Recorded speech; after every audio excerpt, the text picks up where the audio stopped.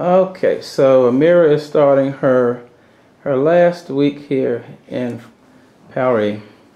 First, Amirah, could you say hello? Something in French. This is in French. Say hello to your cousins Evan and Jeremy. Say something in French and then say it in like English. Bonjour, Evan et Jeremy. Comment ça va? Ça va bien, Paris? Hi, Jeremy and Evan and Linda. How are you? I'm good here in Paris. You know what's really weird is that people not believe this, but I can see the Eiffel Tower behind you. They won't believe that that's the Eiffel Tower. That's the Eiffel Tower. I live. Okay, right. Okay. No. It's good. Okay, it's good. No, I didn't know that. I'm just looking. I said, "Wow, that's the Eiffel Tower," because it's lit. Okay. You can see it. Okay. I live right behind the Eiffel Tower, right in front of the Eiffel Tower. Anyway, so let me get to my question. First question is, Amir. Okay. Now, Vin Rouge. Okay, why did you come to Paris now?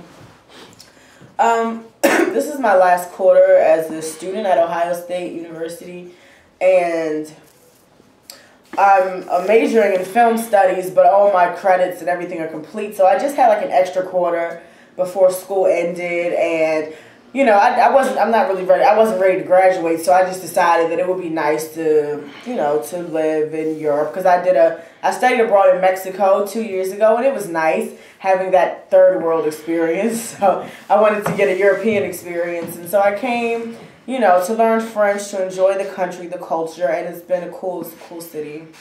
And I got to learn French. Like my grandmother.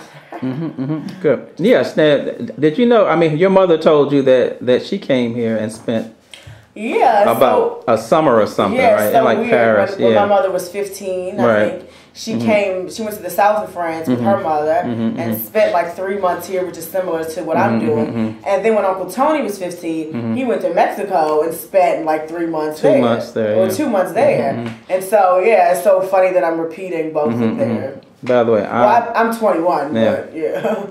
I'm Uncle Tony, by the way. Okay, now here's a good one. Tell me, what about your experience here in Paris has been different than what you expected? I didn't expect for there to be so many glitches, and by that I mean I didn't expect things to be so expensive. Things are very, very expensive here, and there's a lot of walking. Those are probably the two things I probably didn't expect. There's a lot of walking, and very expensive. Even though obviously the euro is worth more than the dollar, but even if it wasn't, things are just expensive. The things that are cheaper, like the metro, but like food is expensive, traveling is expensive, going out to get a drink is expensive. It's very expensive here. Okay. What's the most fun thing that you've done here while you've been here? Most fun thing. Most fun thing is probably going out to the nightclubs. Okay. Probably going out to the nightclubs. I mean, just because they listen to a lot of American music here, but they act differently in the nightclubs. You know what I'm saying? Oh, right. And then also the drinking, because they appreciate food and wine and stuff like that. So. Okay, good. What's the weirdest thing that's happened to you here? Okay, well, on Mother's Day, which was last Sunday, my boyfriend Malik came to visit me from Washington, D.C., and we were walking down the street, and we walked directly past a woman who was laying on the sidewalk she was dead. I don't know if she jumped from the building or somebody pushed her, but her head was cracked open on the pavement. It was blood, and it was pretty, scary. She didn't have any shoes on, and she was just completely dead. C'est le mort. C'est très, très triste. It was very sad, and it was like very shocking. There was no police, no ambulance. There was a few people around. I think someone was calling the police because late, when we got a few blocks away, here come the police and the ambulance late, And it's so funny because the police were just in the train station with us checking our tickets. They do random checks of your passes or whatever. And then, as soon as we walk upstairs, it's like a woman dead on the street. It's like, what are the police doing here, so. That's the weirdest thing, and yeah. Okay. Now, you already said that the expensive things and the walking, you didn't like. What? Anything else here that's been a turn off here in Paris? I mean, not really. I mean, it's a big city. It's a cosmopolitan city, you know. So there's a range of different things. You know, there's always going to be things you don't like. Like there's a lot of homeless people here. They all have dogs. There's a lot of, you know. I mean, there's like little things, but I mean, you can't let them irritate you. Like, you know, there's a lot of feces on the street, and you know, like I said, a lot of walking. But I mean, it's nothing you wouldn't find in I think it's the average city, huge city. But you know, the men here wear very tight pants. They wear very tight clothes. It was a little bit different from the States.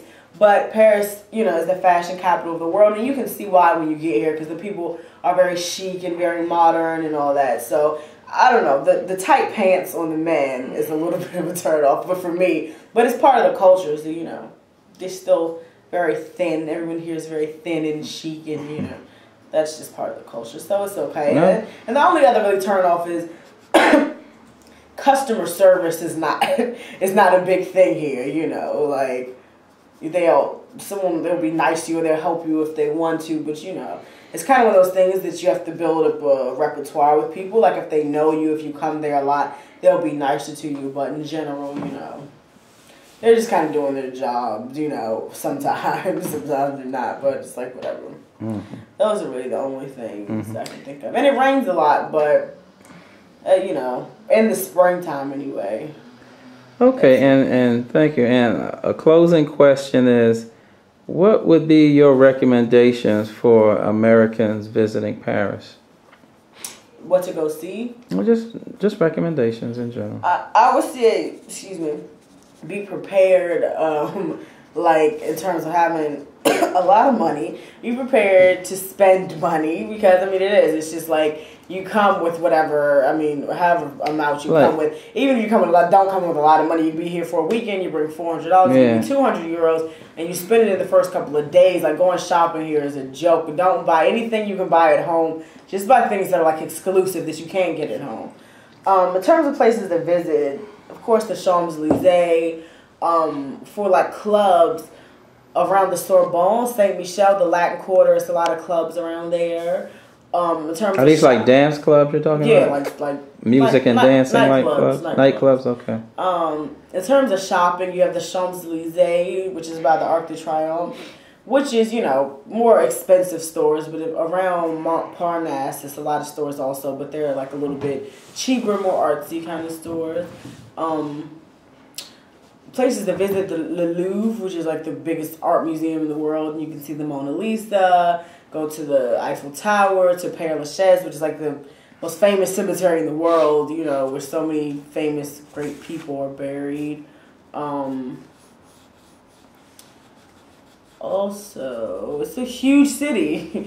It's a huge city. I mean, it's so much to do and see. So you know. Yeah. I know that I would, you know, personally recommend that you learn, you know, some French phrases and a little French, because when you interact with like shopkeepers and people in restaurants and the metro and stuff, and you have to do, you know, commerce with them, they don't speak English. I mean, if you're at a hotel or a museum or a tourist thing, somebody speaks English, but in other places the people don't, and it helps to, like, you know, be able to correspond with them in French. That's something that I would say that's definitely helpful. Right. You know, this is not like going to Cancun or something like that. You know? Right, like learn the basic phrases. But I mean, a lot of people here speak a little bit of English, because the English is required, I think, up to a certain grade. You know, it's like part of the curriculum. And then, like when you get in high school, I think you can choose to learn another language. You know, German or Italian or Spanish. But English is like required.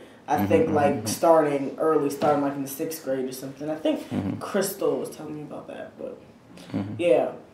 I don't know, other recommendations, you know, just be safe and try to enjoy yourself. I mean, it is a very charming city, like, you know, magical. The buildings the architecture is very ancient, old, and, you know. Unique. Unique. Yeah, okay. Yeah, and enjoy learn the subway system. You know, like don't be afraid to just go out. There's a lot to see, a lot to do. And once you start talking to people, people, they want to talk to you. They want to help you and, get to know where you're from and talk about Barack Obama and everything. It's a big thing. Okay, Amirah, thanks a lot. I think we got a lot here in the can. Okay. Take care. And no more dreadlocks. My dreadlocks. Amirah has a question. What do you think of her? What do you think of my hair? I'm not a big person for that. I've had people. Yeah, go ahead. I've had dreadlocks since I was 15, and so I took them out while I was in Paris. So that's a big thing. Oh, I didn't realize that you took them out just here. Yeah, just my a few gosh. weeks ago I took them Okay. out. Had them for 60 years. So what did Malik think when he saw you? he was surprised. Was he he was surprised? but I mean, he likes it either way. Oh, he likes either. Oh, that's good. All right. Okay, peace. Bye-bye.